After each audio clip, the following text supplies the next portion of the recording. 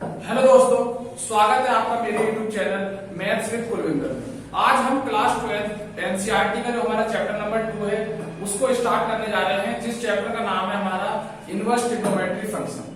तो देखो ये जो चैप्टर है ये बहुत ज्यादा आसान है। एक्सरसाइज तो यूं ही हो जाएंगे, अगर मैं इसके 2-4 फॉर्मूले बता दूं तो एक्सरसाइज तो यही कवर कर लेंगे। लेकिन एक्सरसाइज करने से पहले हमें उसके बेसिक को जानना बहुत जरूरी है, क्योंकि हम जिस चैप्टर को करने वाले हैं उस चैप्टर पे हमें सारे बेसिक, हमारे सारे डाउट क्लियर होने चाहिए। उसके बाद हम चैप्टर को बड़े आसानी से कर सकते हैं, सही है ना। तो हम इस क्लास में, ये जो मेरी क्लास है ये इंट्रोडक्शन क्लास है इस चैप्टर की, इसमें हम इनवर्स ट्रिग्नोमेट्री फंक्शन के सारे बेसिक, सारे हम फॉर्मूला ये सारे जानने वाले हैं हम। तो देखते हैं, स्टार्ट करते हैं हम अपने चैप्टर को। तो देखो हमारे चैप्टर का नाम है inverse trigonometry function. Inverse trigonometry function को जानने से पहले हम ये समझते हैं कि ट्रिग्नोमेट्री फंक्शन कौन से होते थे। आपने 11th क्लास में पढ़ा होगा इनवर्स ट्रिग्नोमेट्री फंक्शन हमारे ये होते हैं, जैसे पहला होता था क्या, sin x, cos x, tan x और cot x, sec x और cosec x। ये हमारे 6 क्या होते थे, ट्रिग्नोमेट्रिक फंक्शन होते थे। लेकिन अब ये इनवर्स ट्रिग्नोमेट्रिक फंक्शन क्या होता है, तो भाई इनवर्स का मतलब समझते हैं पहले। तो इनवर्स का मतलब होता है किसी भी चीज का उल्टा। उल्टा क्या, अब इसका मतलब क्या हो गया कि जो हमारी ट्रिग्नोमेट्रिक फंक्शन है इसके उल्टे होंगे कौन, इनवर्स ट्रिग्नोमेट्रिक फंक्शन। उसको कैसे लिखते हैं, जैसे हम ट्रिग्नोमेट्रिक फंक्शन को लिखते हैं sin x, cos x, tan x, cot x, sec x और cosec x। ऐसे ही हम इनवर्स ट्रिग्नोमेट्रिक फंक्शन को क्या लिखते हैं, उसको हमारा इनवर्स जो हम लिखेंगे उसको लिख देंगे sin inverse x, cos inverse x, सही है, और तीसरा tan इनवर्स x और चौथा cot इनवर्स x, पांचवा sec इनवर्स x और ये 6 cosec इनवर्स x। ये होते हैं हमारे क्या, इनवर्स ट्रिग्नोमेट्रिक फंक्शन, सही है ना। मतलब ट्रिग्नोमेट्रिक फंक्शन को तो हम सीधा ही लिख देते sin x, cos x, tan x ऐसे ही, लेकिन हम इनवर्स ट्रिग्नोमेट्रिक फंक्शन में इनको लिखते हैं sin inverse x, cos inverse x और ये tan इनवर्स x। मतलब क्या होता है, देखो समझते हैं पहले कि भाई ऐसा पहले हम ये लिखते थे, अब ये लिख रहे हैं। इसमें मतलब अंतर क्या हो रहा है, डिफरेंस क्या है इसमें, तो देखते हैं एक बार। इसमें क्या होता था, जैसे हमें दिया होता था कि sin 30, तो इसकी वैल्यू लिखते थे हम, कितनी होती है 1/2, सही है। जैसे हमें दे रखा है cos 45, इसकी वैल्यू कितनी होती है 1/√2। अब इसका मतलब समझते हैं हो क्या रहा है, होता क्या है, देखो ये यहां हमें एंगल गिवन होता था, ये एंगल है और हम वैल्यू लिखते थे, सही है। हमें ट्रिग्नोमेट्रिक फंक्शन में क्या होता था, एंगल गिवन होता था, हम उसकी वैल्यू लिखते थे। भाई sin 30 की वैल्यू क्या होती है, tan 30 की वैल्यू क्या होती है, cot 30 की वैल्यू क्या होती है, ऐसे ऐसे लिखते थे। लेकिन इनवर्स ट्रिग्नोमेट्री में क्या होगा, उस हमें उल्टा होगा बिल्कुल। इसमें एंगल दिया होता था तो वैल्यू निकालते थे, उसमें क्या होगा, हमें वैल्यू दी होगी। जैसे कि इसमें ये दे रखा है कि sin इनवर्स 1/2, इसकी वैल्यू बताओ, तो इसका मतलब हमें sin की वैल्यू दे रखी है, हमें एंगल बताना है। अब इसको पढ़ेंगे कैसे, हम ऐसे पढ़ेंगे कि sin की जो वैल्यू है 1/2 किस एंगल पर होती है वो एंगल बताना है हमें। तो मतलब उल्टा नहीं हो गया, पहले क्या होता था, एंगल दिया होता था, वैल्यू हमें बतानी होती थी। लेकिन इस बार क्या हो रहा है, वैल्यू हमें दी हुई है और हमें एंगल फाइंड करना है, सही है। तो करते कैसे हैं, देखो कुछ नहीं है, बस हमें ये बताना होता है कि sin इनवर्स 1/2 दे रखा है, तो इसको ऐसे पढ़ेंगे कि sin की वैल्यू 1/2 किस एंगल पर होती है, तो किस एंगल पर होती है, 30 डिग्री एंगल पर होती है, ये हमारा आंसर है। लेकिन बस ये बात याद रखना, इनवर्स ट्रिग्नोमेट्रिक फंक्शन में कभी भी हम एंगल को जो है वो डिग्री में नहीं लिखते, हम लिखते हैं हमेशा रेडियन में, सही है। अब रेडियन में चेंज करना तो आता होगा, 11th क्लास में सीखा होगा, है ना। कैसे करते हैं, देखो अगर हमें डिग्री टू रेडियन, मतलब डिग्री को रेडियन में चेंज करना है, तो कैसे करते हैं, जैसे ये 30 डिग्री है तो इसको हम π/180 से मल्टीप्लाई करा देते हैं, 30 से कटेगा 6 बार में, तो ये आ गया π/6। इसका मतलब हम इसको रेडियन में लिख सकते हैं π/6। मतलब कोई भी वैल्यू हमें वो उसमें डिग्री में दे रखी है तो उसको हम रेडियन में चेंज करने के लिए क्या करते हैं, π/180 से मल्टीप्लाई करा देते हैं। तो इतना जो मैंने बताया इसकी समरी क्या है कि हमें क्या होता था, ट्रिग्नोमेट्रिक फंक्शन में हमें एंगल गिवन होते थे और हम वैल्यू बताते थे, लेकिन इनवर्स ट्रिग्नोमेट्रिक फंक्शन में क्या होता है, हमें वैल्यू गिवन होती है और हमें वो एंगल फाइंड करना होता है कि किस एंगल पर ये वैल्यू है। सही है। अब ये देखते हैं ये हुआ क्या, मतलब ये जो साइन इनवर्स था ये वो सॉरी साइन एक्स था, ये साइन इनवर्स एक्स कैसे बन गया। तो देखो तुमने देखा होगा, जैसे मान लो मल्टीप्लाई में दो कोई वेरिएबल लिखे हुए हैं, जैसे एक्स वाई बराबर 2 लिखा हुआ है, हमें एक्स की वैल्यू फाइंड करनी है, तो इसको ऐसे कर सकते हैं ना भाई, ये अपॉन में चले जाएगा, तो ये कितना आ जाएगा 2/y। अब हमें एक्स की वैल्यू सेपरेट निकालनी है, तो इस y को ऊपर ले जाएंगे तो किसमें जाएगा, इनवर्स में, तो ये क्या आ गया y इनवर्स x, ऐसे करके।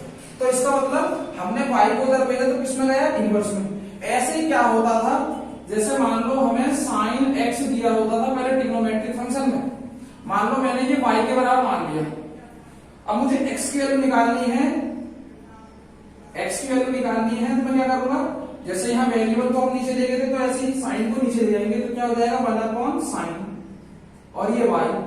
अब इसको ऊपर ले जाएंगे तो क्या हो जाएगा, ये साइन इनवर्स y। लेकिन कभी भी हम कॉपी में अपनी नोट्स बनाते समय या कॉपी में कभी भी हम इस स्टेप को नहीं बताते, सही है ना, क्योंकि ये स्टेप होता ही नहीं है, क्योंकि यहाँ तो दो वेरिएबल हमारे मल्टीप्लाई में थे, लेकिन यहाँ कभी भी साइन के साथ x मल्टीप्लाई में हो ही नहीं सकता, क्योंकि साइन के साथ हमेशा क्या होता है, एंगल होता है। तो हम डायरेक्ट ये स्टेप ना दिखाकर हम सीधा का सीधा ये लिख देते हैं कि साइन x था y के इक्वल, तो x की वैल्यू क्या आ गई, साइन इनवर्स y आ गई। सही है ना। मतलब क्या है इतनी सारी बातों का, कि हमें ट्रिग्नोमेट्रिक फंक्शन में एंगल गिवन होता था और हमें वैल्यू फाइंड करनी होती थी, मतलब वैल्यू बतानी होती थी, भाई tan 45 की वैल्यू होती है क्या होती है, sec 45 की वैल्यू क्या होती है, ये सब बतानी होती थी। लेकिन इसमें क्या होता है, हमें वैल्यू गिवन होती है और हमें बताना होता है कि ये जो वैल्यू है वो किस एंगल पर है। सही है, इतना सा है बस हमारा। सही है। अब ये समझते हैं, देखो मैं एक बात बताऊंगा तो आप मानोगे नहीं मेरी बात। देखो क्या हमारे ये तो ट्रिग्नोमेट्रिक फंक्शन होते हैं, ये क्या होते हैं, फंक्शन होते हैं, लेकिन ये जो 6 हैं हमारे साइन इनवर्स, टेन इनवर्स, ये सारे जो है हमारे, ये फंक्शन नहीं होते, ये फंक्शन नहीं होते। आप ये बोलोगे कि भाई अगर ये फंक्शन नहीं होते तो चैप्टर का नाम क्यों है हमारा, इनवर्स ट्रिग्नोमेट्रिक फंक्शन। तो समझते हैं इस बात को, देखो कि भाई ये तो हमारे फंक्शन होते हैं लेकिन ये फंक्शन नहीं होते, लेकिन हमारे साइंटिस्टों ने क्या करा, इनमें कुछ बदलाव करा और इनको फंक्शन बनाया। तो कहानी समझते हैं इसके पीछे कि भाई ये फंक्शन तो होते हैं लेकिन ये फंक्शन क्यों नहीं होते, और अगर नहीं होते तो इनको बनाया कैसे, क्या कहानी थी इनके पीछे की, वो जानते हैं। देखो अभी बताता हूं तुम्हें। देखो फंक्शन को समझने से पहले हम एक बार रिलेशन को समझते हैं, उसके बाद हम फंक्शन को जो है बहुत ही आसानी से समझ जाएंगे। देखो मैंने क्या करा, एक सेट लिया A और एक सेट लिया B, मतलब A की मैपिंग किससे हो रही है, B से। सही है, A की मैपिंग किससे हो रही है, B से हो रही है। अब क्या है, इसमें कोई 3 एलिमेंट है, मान लो इसमें ये एलिमेंट है A B C और इसमें है D E F। सही है। अब हुआ क्या कि जो A की इमेज है, मतलब A का रिलेशन है वो E के साथ है और B का रिलेशन B के साथ है और B का रिलेशन F के साथ भी है। अब ये सारा हमें एरो डायग्राम दे रखा है, देखना। अब रिलेशन में क्या होता है, रिलेशन में देखो किसकी इमेज, इसकी A की इमेज किसमें बनी, E पर, B की इमेज D पर भी बनी और F पर भी बनी, तो इसका मतलब, और C की इमेज बनी नहीं। फंक्शन हमारा ये कहता है तो सारे एलिमेंटों की तो इमेज बननी चाहिए और सारे एलिमेंटों की एक ही इमेज बननी चाहिए। लेकिन यहाँ क्या हो रहा है, देखो इसकी एक इमेज नहीं है, इसकी तो 2 इमेज है और इसकी इमेज एक भी नहीं है, तो इसका मतलब ऐसे केसों में होता है रिलेशन। लेकिन जहां सभी एलिमेंटों की इमेज बनती है और सभी एलिमेंटों की एक ही इमेज बनती है, उसको बोलते हैं हम फंक्शन। जैसे कि एक एग्जांपल ले लेता हूं, एरो डायग्राम से समझ में आ जाएगा बड़े आराम से। ये A है, ये कोई A सेट है और ये कोई B सेट है। मैंने इसमें एलिमेंट लिए A B C और इसमें D E और F। अब तुम देखना एक बार कि इसकी इमेज जो है वो इससे बनी, इसकी इमेज इससे और इसकी इमेज इससे। अब देखना, अब ये फंक्शन है, अब फंक्शन क्यों है, देखो सारे एलिमेंटों की इमेज बन रही है और सारे एलिमेंटों की एक ही इमेज बन रही है। देखो किसी की दो नहीं, ए की डी पर बनी और बी की एफ पर और सी की ई पर। इधर के सारे एलिमेंटों की इमेज बन रही है और सारे एलिमेंटों की इमेज किससे बन रही है, एक पर बन रही है, सही है ना। तो फंक्शन वो होता है जिसमें सारे एलिमेंटों की इमेज बने और सारे एलिमेंटों की इमेज किस पर क्या बने, वो सिर्फ एक इमेज बने, सही है ना।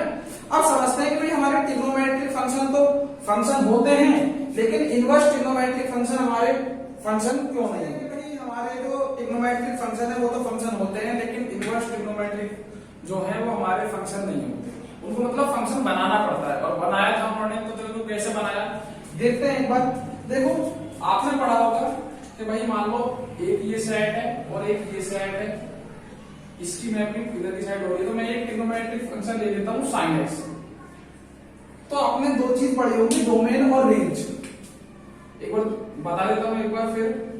डोमेन मीन्स क्या होता है कि हम उस फंक्शन में जो भी वैल्यू अपनी तरफ से डाल रहे हैं, मतलब हम इसको बोल सकते हैं इनपुट। इनपुट मतलब जो हम कोई वैल्यू इसमें क्या कर रहे हैं, डाल रहे हैं, वो हमारा क्या होता है, डोमेन होता है। और एक होता होगा, एक पढ़ा होगा आपने रेंज। रेंज क्या होता है, आउटपुट। आउटपुट मतलब जैसे मान लो कोई अलजेब्रिक फंक्शन ले लिया मैंने, y बराबर x प्लस 1, तो मैंने बोला कि x की वैल्यू 1 2 3 है, तो ये तो हम अपनी तरफ से डाल रहे हैं, तो ये तो है हमारे लिए डोमेन, सही है। और रेंज क्या होगी, देखो जब मैं इसमें 1 डालूंगा तो y की वैल्यू कितनी आएगी 2, और अगर मैंने 2 रखा इसमें तो कितना आया 3, और अगर 3 रखा तो y की वैल्यू कितनी आई 4।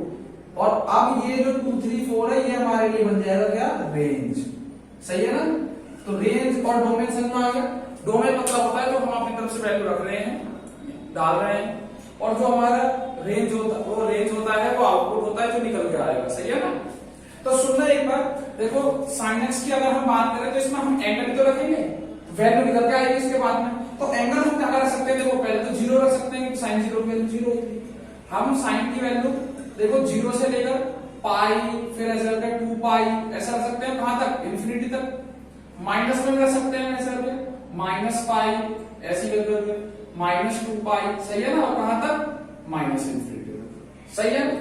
अब सुनना वैल्यू क्या आ सकती है, क्योंकि जो sin x की रेंज होती है ना, वो होती है -1 से लेकर +1, सही है ना।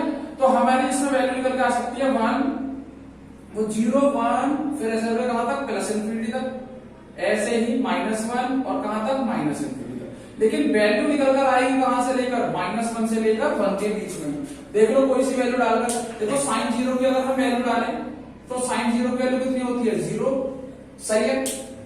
अब हम अगर इसमें cos यहाँ 45 पे होगा, cos 30, तो cos 30 की वैल्यू क्या होती है 1/2, तो यहाँ हो जाएगा, क्योंकि 0 और 1 के बीच में तो होता है 1/2, सही है। अगर पाई डाले तो फिर sin की वैल्यू कितनी आ जाएगी, 0 आ गई, सही है। अगर हम माइनस की वैल्यू भी कोई डाल कर देखें, जैसे माइनस की अगर हम 30 डिग्री डाल के देखें तो क्या होगा, -1/2, तो -1/2 कहाँ होगा, वो भी यहाँ -1 और 0 के बीच में होगा। तो इसका मतलब देखना, मैं कोई सी वैल्यू रखूं, देखो 2 पाई में रखूं तो दोबारा क्या आ जाएगा, 0, ऐसे हम प्लस का 2 पाई रखें तो कितना आ जाएगा, 0। तो इसका मतलब हम इधर कोई भी वैल्यू रख रहे हैं तो वो क्या हो रहा है, -1 से 1 के बीच में ही आ रहा है। और फंक्शन की डेफिनेशन क्या होती थी, सभी एलिमेंटों की इमेज बननी चाहिए और सभी एलिमेंटों की एक ही इमेज बननी चाहिए। तो देखना यहाँ तो हम कोई भी वैल्यू रखें तो सबकी इमेज बन रही है, देखो सबसे एरो जा रहा है और सबसे एक ही एरो जा रहा है, देखो इधर 2 पाई से भी एक ही एरो जा रहा है, 0 से भी एक ही एरो है, पाई से भी एक ही एरो है और 2 पाई से भी एक ही एरो है। तो फंक्शन क्या होता था, जहां से क्या होना चाहिए, एक ही एरो जाना चाहिए और एक ही इमेज बननी चाहिए, सही है ना। सबसे एरो जाना चाहिए और एक ही इमेज बननी चाहिए उसमें। तो ये तो हमारे फंक्शन है, मतलब ये तो हमारे sin x का ग्राफ था, ये इसका क्या था, डोमेन, और ये इसका क्या था, रेंज था, sin x की बात करें। अब मैं अगर इसको उल्टा कर दूं, मतलब मैं इसके रेंज को डोमेन बना दूं और डोमेन को रेंज बना दूं, तो ये किसका ग्राफ बन जाएगा, sin इनवर्स x का, सही है ना। तो वही तो हम जानना चाह रहे हैं कि sin इनवर्स x का क्या होता है। तो देखो ये सारी वैल्यू अगर हम यहां रख दें और ये डोमेन वाली वैल्यू अगर हम इसमें रेंज में रखते हैं तो क्या होगा देखना एक बार। अब ये हमारा जो ग्राफ बन रहा है ये किस चीज का बन रहा है, साइन इनवर्स एक्स का, क्योंकि हमने डोमेन बदल दिया रेंज में और रेंज को बदल दिया डोमेन में। तो इधर साइन वैल्यू आ जाएंगी +1 ऐसे करके 0, फिर ये -1 और कहां तक -∞ तक, ऐसे इधर कहां तक +∞ सही है ना। और इधर कौन से रख सकते हैं 0 पाई फिर 2 पाई और कहां तक +∞ तक, ऐसे इधर -पाई -2 पाई और कहां तक -∞। अब देखते हैं इसमें भाई ये हमारा फंक्शन है नहीं है। फंक्शन की डेफिनेशन क्या थी दोबारा बता रहा हूं कि सबसे एरो जाना चाहिए, मतलब सबकी इमेज बननी चाहिए और सबकी एक ही इमेज बननी चाहिए। तो देखते हैं एक बार। अब देखना अगर मैं यहां देखूं माइनस ये 0 है तो 0 की इमेज कहां बनेगी 0 पर, सही है ना, क्योंकि अब पहले क्या था ये एंगल थे हमारे और ये वैल्यू थी। अब क्या हो गया ये वैल्यू हो गई हमारे लिए और ये हो गए एंगल, सही है ना। अब साइन की वैल्यू 0 किस एंगल पर होती है 0 पर होती है, सही है। और साइन की वैल्यू -पाई पर क्या होती है -1 होती है, तो -1 आ गया। साइन की वैल्यू पाई पर क्या होती है 0 पर आ गया, सही है। और साइन 2 पाई की वैल्यू क्या होती है 0 होती है, ये भी 0 पर आ गया।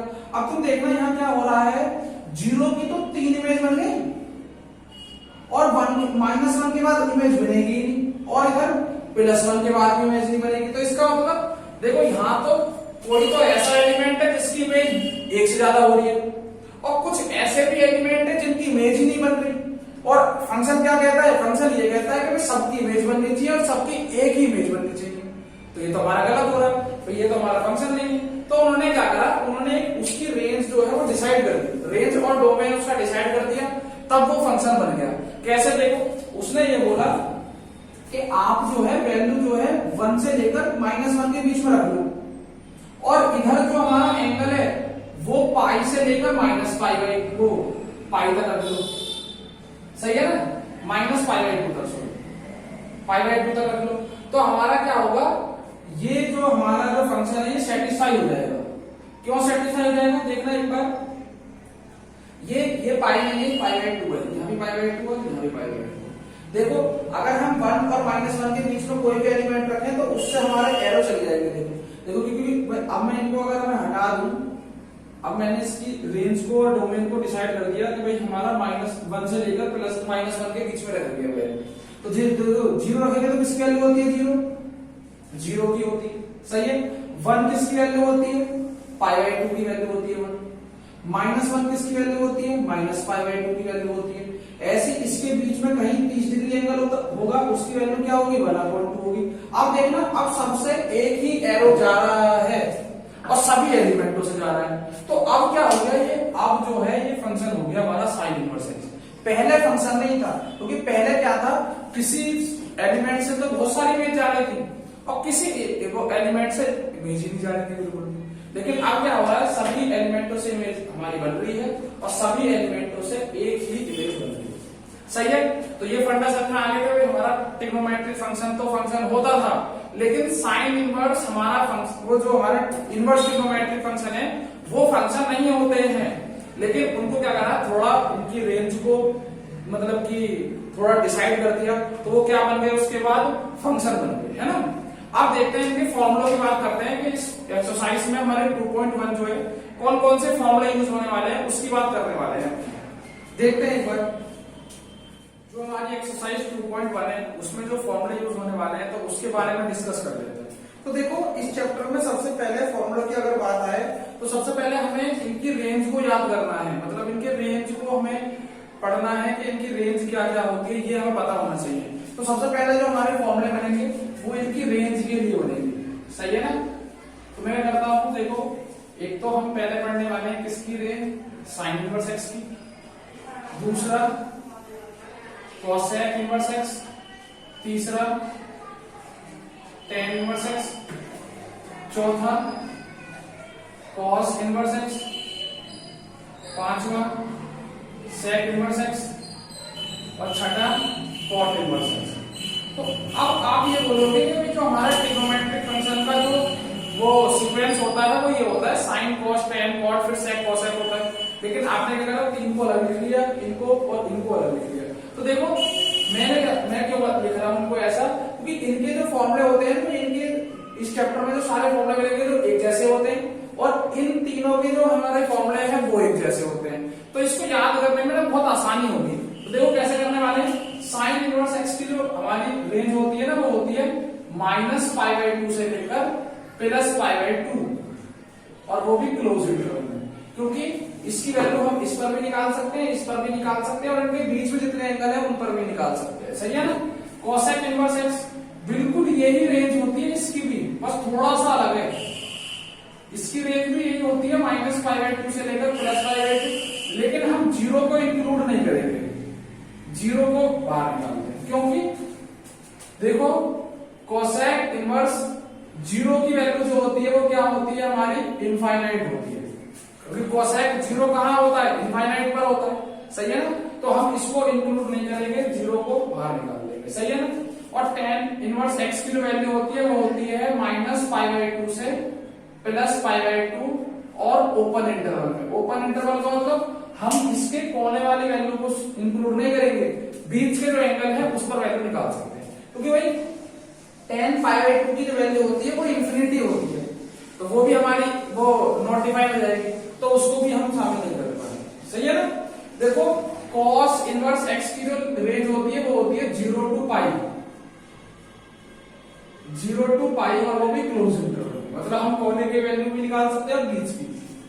सेक इनवर्स जो है इसकी होती है 0 से π, बिल्कुल यही सेम सी है, लेकिन इसमें हम π/2 को इंक्लूड नहीं करेंगे, π/2 को बाहर निकाल देंगे। क्योंकि देखो सेक इनवर्स π/2 की जो वैल्यू होती है वो कितनी होती है, इंफिनिटी होती है। सॉरी, सेक π/2 की वैल्यू क्या होती है, इंफिनिटी होती है, तो नॉट डिफाइंड, इसको भी नहीं निकाल सकते। सही है ना।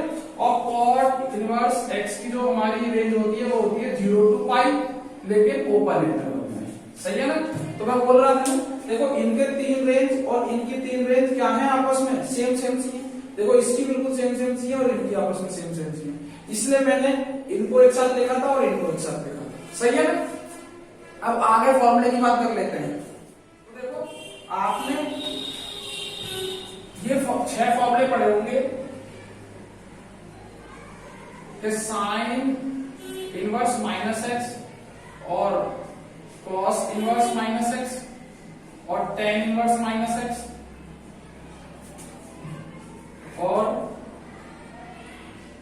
कॉट इनवर्स -x, पांचवा सेक इनवर्स -x और कोसेक इनवर्स -x। इसका फॉर्मूला क्या होता है, तो आपने ये पहले ही 11th क्लास में पढ़े होंगे।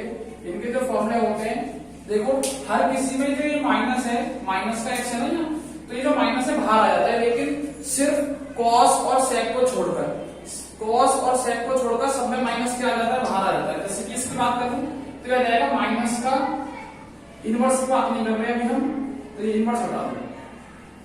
अभी हम सिंपल ट्रिग्नोमेट्रिक फंक्शन की बात कर रहे हैं। तो साइन -x की वैल्यू क्या होती थी, माइनस का साइन x। कॉस वाला क्या होता है, प्लस होता है, तो ये हो जाता है प्लस का कॉस x। ये भी माइनस का होगा, माइनस का tan x, और ये भी माइनस का cot x। सेक भी प्लस का होगा, तो प्लस का sec x और माइनस का cosec x। तो आपने ये तो पहले ही पढ़े होंगे 11th क्लास में कि हमारे क्या होते हैं, सिर्फ cos और sec को छोड़कर सब में माइनस बाहर आ जाता है, लेकिन cos और sec जो है वो किसके होते हैं, प्लस के होते हैं। तो ऐसे ही अब हमारे इनवर्स ट्रिग्नोमेट्री के फॉर्मूले बनेंगे इसके हिसाब से। मैं 3 को लिख देता हूं। देखो मैंने अभी बताया था कि 3 की प्रॉपर्टी एक जैसी होती है और बाकी तीनों की प्रॉपर्टी क्या होती है, सेम होती है। जैसे कि अगर मैं बात करूं तो पहला होगा साइन इनवर्स एक्स, दूसरा कोसेक इनवर्स एक्स और तीसरा हमारा tan इनवर्स एक्स। सही है। चौथा cos इनवर्स एक्स, पांचवा सेक इनवर्स एक्स और छठा cot इनवर्स एक्स। सही है। इनमें क्या होता है देखो, अगर माइनस का एक्स है, cot इनवर्स माइनस का एक्स, कोसेक इनवर्स माइनस का एक्स, tan इनवर्स माइनस का एक्स, ऐसे cos इनवर्स माइनस का x, sec इनवर्स माइनस का x और cot इनवर्स माइनस का x। तो देखो इसमें क्या होता है, इन तीनों में क्या होता है, माइनस बाहर आ जाता है, मतलब ये हो जाएगा माइनस का साइन इनवर्स x माइनस का cosec इनवर्स माइनस x और माइनस का tan इनवर्स माइनस x। लेकिन इन तीनों में माइनस तो बाहर आएगा ही, लेकिन माइनस के साथ पाई और बाहर आता है। जैसे कि अगर मैं इसकी बात करूं cos इनवर्स x की माइनस की, तो ये आएगा pi minus cos inverse x, सही है ना। अगर हम इसकी बात करें sec इनवर्स माइनस x की, तो इसका आएगा pi minus sec inverse x, सही है। cot इनवर्स माइनस x की वैल्यू होगी pi minus cot inverse minus का x, सही है। तो यही बस फॉर्मूले यूज होने वाले हैं हमारे एक्सरसाइज 2.1 में, सही है। आशा करता हूं आपको जो ये क्लास है वो अच्छी लगी होगी, है ना। और मिलते रहिए ऐसी वीडियो के लिए। देखो मैं 12th क्लास का जो कोर्स है वो पूरा कराने वाला हूं, अब मैं लगातार मिलता रहूंगा, तो आप जुड़े रहिए मेरे चैनल से।